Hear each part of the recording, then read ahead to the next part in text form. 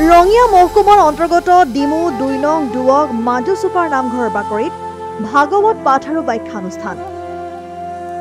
অনুষ্ঠানৰ আৰম্ভণিতে গাঁওবাসীৰ উপস্থিতিত এটি বকুল গছৰ পুলি ৰোপণ কৰে ভাগৱত ৰসসিন্ধু সত্ৰাধিকাৰ ৰিজু পাঠক মহন্তই। ইয়াৰ পিছতে আৰম্ভ হয় ভাগৱত পাঠ আৰু ব্যাখ্যানুষ্ঠান। অনুষ্ঠানত সত্ৰাধিকাৰ ৰিজু পাঠক মহন্তই ভাগৱত পাঠ কৰাৰ লগতে শ্ৰীমদ ভাগৱতৰ ওপৰত বিভিন্ন ইতিবাচক জ্ঞান দি যায় আইমাতৃ বাপ বান্ধৱসকলক। এক প্ৰকাৰ হৰিনামেৰে মুখৰিত হৈ পৰে সমগ্ৰ পৰিৱেশ।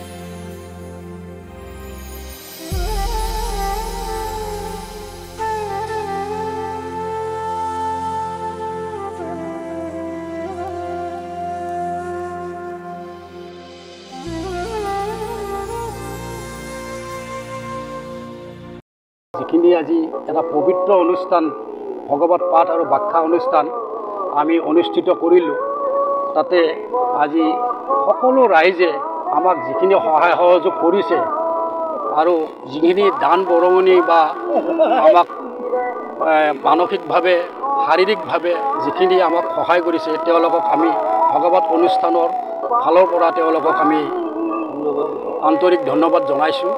আৰু এই উক্ত পবিত্ৰ অনুষ্ঠান ভাগ আমি যাতে প্ৰত্যেক বছৰে কৰিব পাৰোঁ, তাৰ কাৰণে আমি ভগৱানৰ ওচৰত প্ৰাৰ্থনা জনাইছোঁ যেন আমাক এনেকুৱা শক্তি প্ৰত্যেক বছৰেই দি থাকে, প্ৰত্যেক বছৰে এই অনুষ্ঠান আমি পবিত্ৰ অনুষ্ঠানটি পাতিব পাৰোঁ।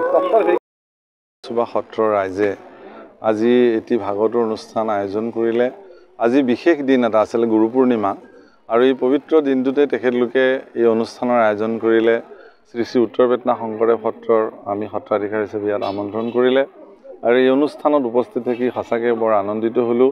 ইমান শৃংখলাবদ্ধ ব্যৱস্থাৰে তেওঁলোকে ভাগৱত শ্ৰৱণ কৰিলে। ৰাইজৰ যি প্ৰয়াস প্ৰচেষ্টা অত্যন্ত প্ৰশংসনীয়। বিশেষকৈ যুৱচামে লগ লাগি এই অনুষ্ঠানৰ আয়োজন কৰিছিলে।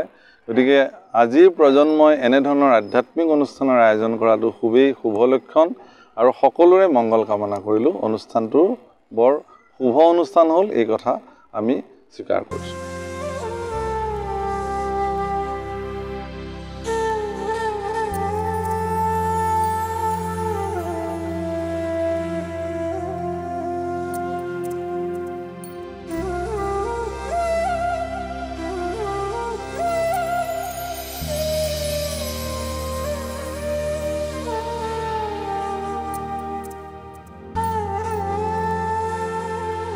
ৰঙিয়াৰ পৰা হেমেন কলিতাৰ ৰিপৰ্ট, ডেমক্ৰেটিক আছাম।